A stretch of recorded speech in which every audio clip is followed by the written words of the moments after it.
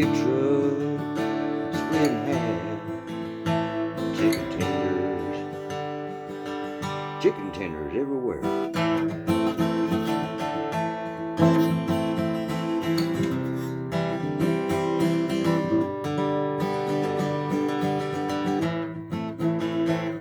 That's a little song for a friend of mine. Good evening, YouTube world. Thanks for dropping in, Ed Kirkpatrick. It's your pleasure. Yeah, that song right there, for a friend, good friend of mine. Yeah.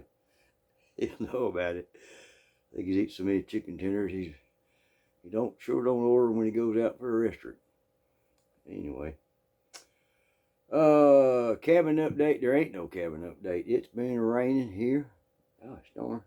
This is the weirdest summer I think I've ever experienced. Usually, here a little after the middle of June, going into July, it's hotter than a pistol in the project. And it's hot. I mean, the gnat would sweat. Yeah, it would. But it's been raining. Last video I did without rain was when we put the carport up at the cabin land. And I think I ate too many chicken tenders tonight myself. It's rained every day since, and it ain't rained all day, but it rained 2 or 3 hours and then clear up. 2 or 3 hours be nice, and earth starts to cool off. 2 or 3 hours later, it'll rain again. Raining in the mornings and raining in the evenings. That's a song right there. Raining in the morning, raining in the evenings. Anyway, better not go there. But yeah, it's kind of put everything on hold. Can't get my 2 cabins at the other property moved. So Wednesday they're supposed to do it, but they ain't gonna be able to do it. They ain't running so far behind, I'm sure. And I understand because I run a business. A lot of people wouldn't understand. Well, it ain't raining right now. Get on your thing. Yeah, I understand. So it happened when it happens. The story tonight. This story happened today. This is actual fact happening today. I need to get off. Everybody was somebody. They took Juneteenth off at work. It's cool. We got what's called floating holidays, you know. So, you know, our company put out a big newsletter. I better shut up. About celebrating Juneteenth, but they won't let everybody off on Juneteenth. It ain't a paid holiday. You got to take a floating holiday. And that's some irony. If y'all boys up the ladder watching. Yep, that's my 2 cents. Anyhow, so I need to get off a little early and go get some groceries. And just a couple of little things. I can go 4 months without going to the grocery store if I needed to, but you get tired of eating the same old rice and beans. So anyhow, so I got off about 4 o'clock and it just stopped raining. And you know, like in the South, when it stops raining, the old asphalt highways, they get steamy. You see the steam down in the neighborhood, or you're driving down the road, you see the steam coming off the road because it got hot. Yep. Dew point down. A little bit of clouds on the highway, so to speak. So you go to the grocery store and come back out and it starts to clear up. The sun done popped out a little more and things are kind of burning off, as they say, you know. So get my truck and it ain't but 3/4 of a mile to work and a mile to the grocery store where I live at. I ain't in the city, just in a kind of a suburb area with my mama.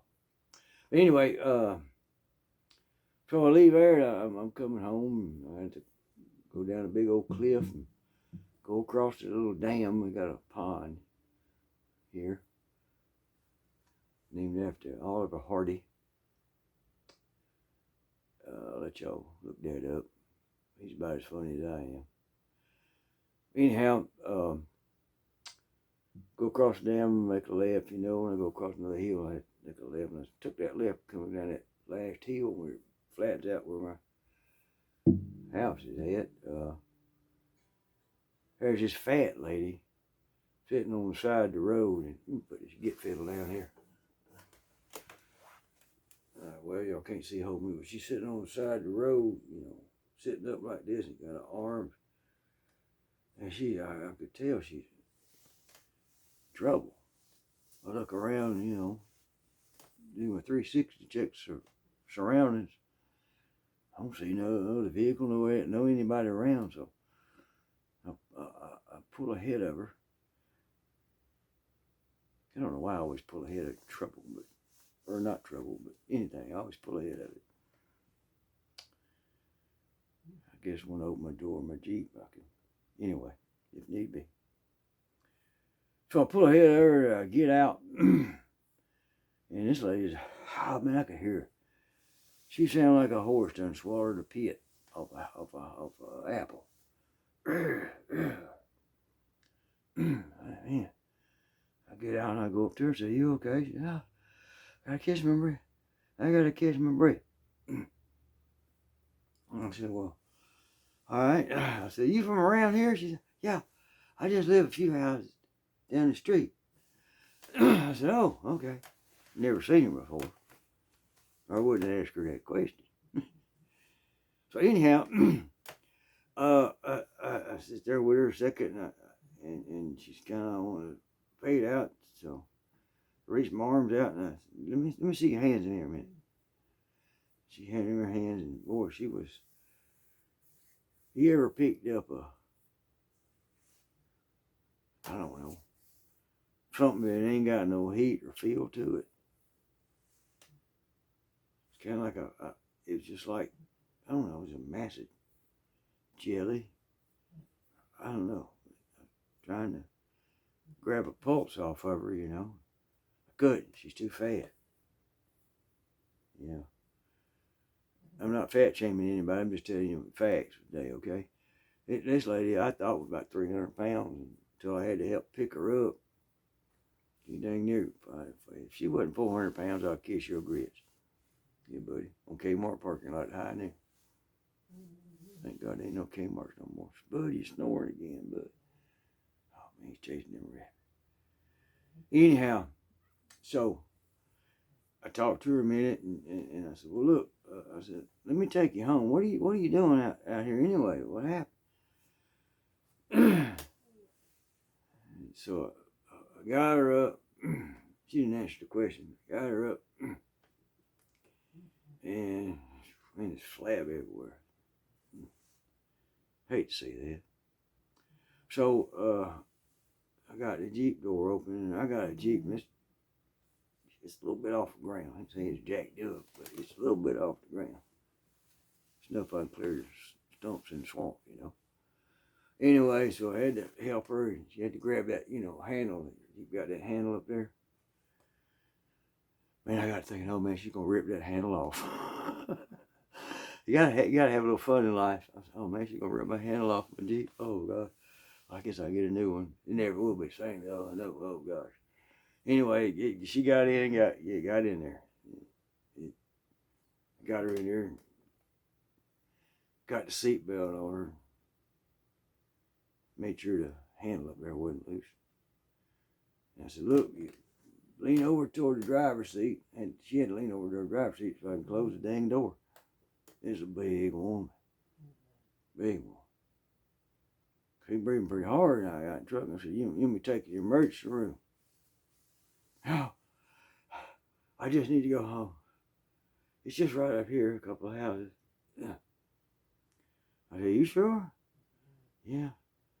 I said, what was you doing? I didn't even start the truck. This is a little trick you do, you know. I didn't even start the truck because her mind, her journey, I want to get home. That's where a little safe space was. But I was going to find out what's going on, so I got control of the situation. Yeah, dude. So I said, well, what were you doing out here anyway? What's going on? She said, oh, and just kind of, and I felt this lady expelled so much air it fogged the windows up in the Jeep. She did. She's fixing to tail off, and she did. Yep. But she said, I'm on disability. I used to work at home during COVID. I gained too much weight. When it was time to go back to work, I couldn't go back to work. They let me go. I just kept gaining weight. I think I got on disability, but it won't pay the bills. And my doctor told me the other day that if I didn't start exercising, I'd be dead. So when it stopped raining, I thought I'd just take a little walk down the road. And I mean, that's where I'm at. I said, doggone, lady. Pretty rough. I said, who is you working for? She said, state. Yeah. It's okay working at home with COVID, but it called us all back to work.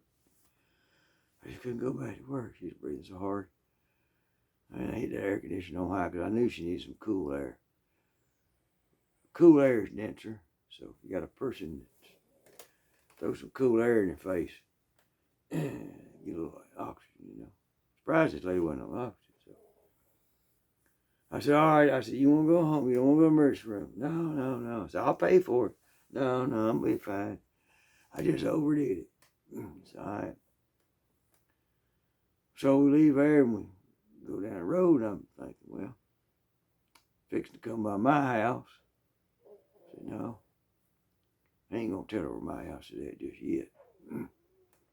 So we just ride on by it, you know. I said, well, your house right here somewhere. I was up there a little ways longer. There a little ways longer. Up there a little ways longer. It was almost 3/4 of a mile from my house. Yeah. And this house is one I had been noticing. I don't often go that route. I can come off the main highway, come by the cliff, and make the first left and go around the lake, not go across the dam. But it's easier for me to come across the cliff, go down the hill, go across the dam, make the left, and come around to my house. It's a little shorter that way. But the other way is anyway. I noticed this house has been in disrepair for the last couple of years. It ain't been looking too good. So we pull up there, this is it. And I'm like, oh crap. There's 2 Honda vans sitting in the driveway. And both of them leaning to the left.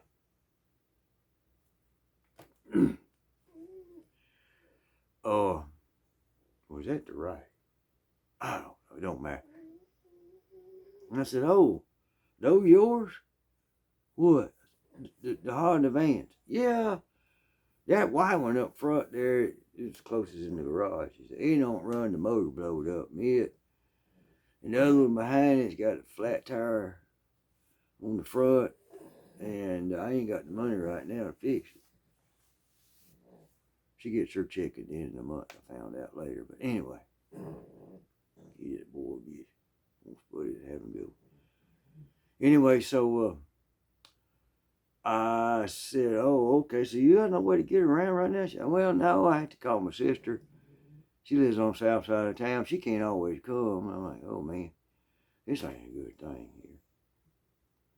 I said, well, let me help you get out of the truck, because, you know, you step up in the truck, you can also fall out of the truck.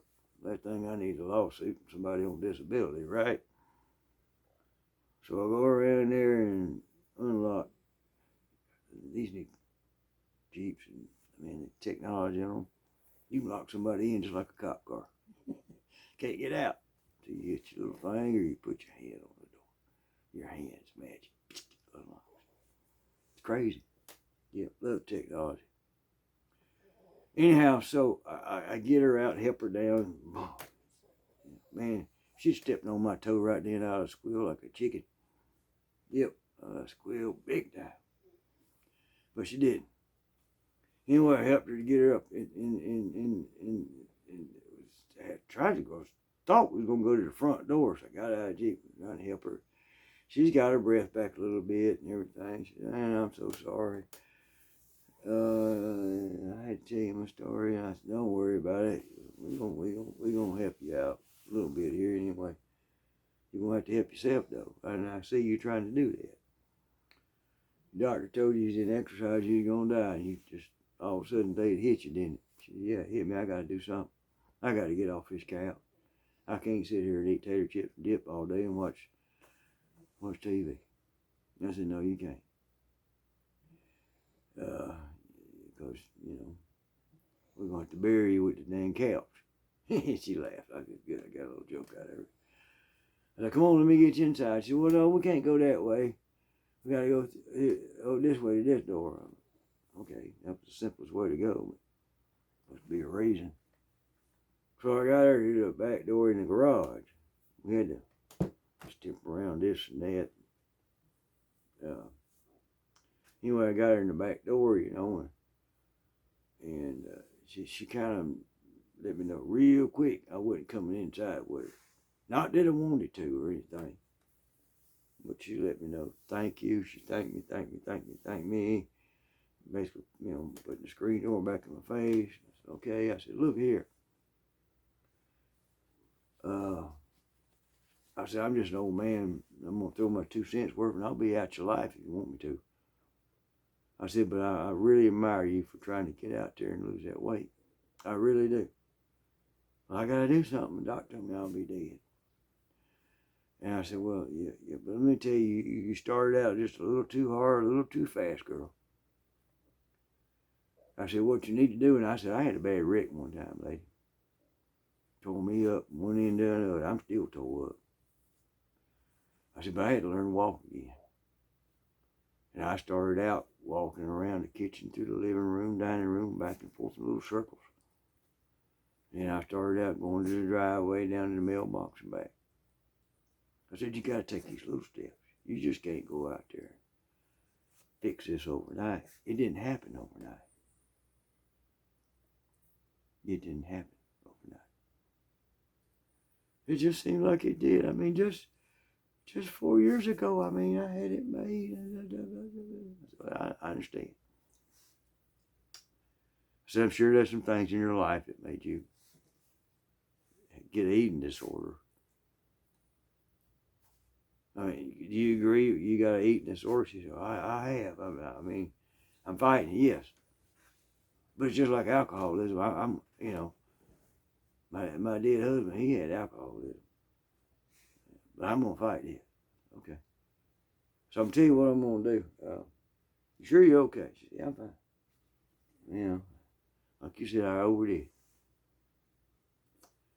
And I said, "Well, I'm going to call my buddy at the tire store." And you said that maroon Honda van out there runs, right? "Yeah." So I'm going to call my buddy at the tire store and have him send somebody over here. And he's going to fix that tire. Or if the tire can't be fixed, we're going to put you a new tire on there. That's on me. "Oh, you wouldn't have to do that." I said, "I'm going to do it. You need it." "Well, yeah, I need to be aware. I got a doctor's appointment next Tuesday. I don't know how I'm going to get there." Called my sister, and she's unreliable. We'll get your van fixed up. I said, also, I'm going to call my buddy. Her grass was up about knee high in a suburb. That ain't good. Neighbors get to talking, gossip. I said, I'm going to call my buddy that cuts grass and have him come up here and cut the grass. I don't know when he's going to do it. It's been wet, but you don't have to do that. And I said, "No, I need to do that." I said, "You're making the effort to change your life for the better. And I've been down that road. I've done it. I've been on the wrong side of the tracks. Yeah. But I also straightened up, and you're straightening up. So, yeah. It's the least I can do for you." I said, "Well, I'll see you later." She said, "Hey, you said you lived around here. Where you live at?" So I just, you know where I picked you up at? She said, "Yeah." I said, it just a few houses down from that. Oh, you told me where that guy's got that big red house and that nice yard? I said, yeah, he's close. He's close to me. You know, man. All right, I'm gonna hit that song again for y'all those that hung along this long and ain't figured out who it was I was singing about. I'll do it again. I'm gonna try to do it again if I can remember it. You know how that goes. When you get my age, remembering short-term things is hard, but remembering long-term things, just like it was yesterday. We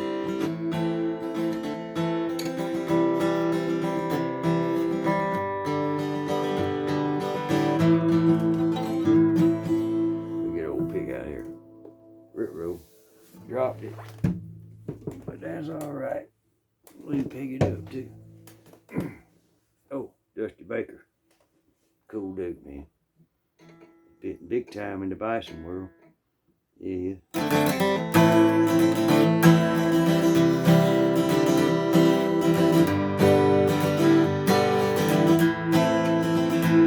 Well, I was out on patrol one night, and the call came in. Had a bad wreck on the west end. Well, spun that car around, moved through town, headed down to the interstate.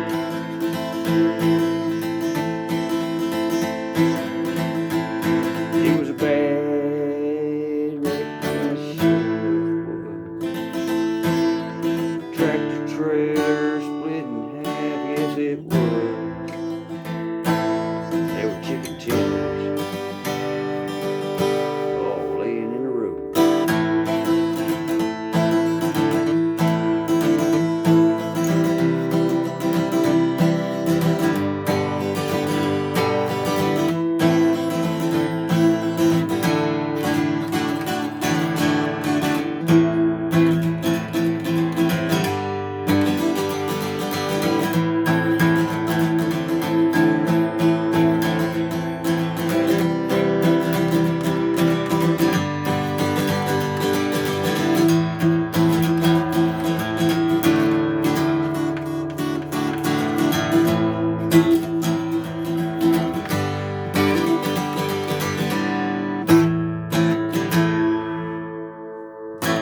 Eddie Kirkpatrick, best kept sacred on YouTube. Thanks for dropping in. We love y'all. God bless. Walk in Jesus and try to do the good. I did a little good today. Feel good. Because it is good. If you do good, you'll feel good. Trust me. Love y'all. Adios.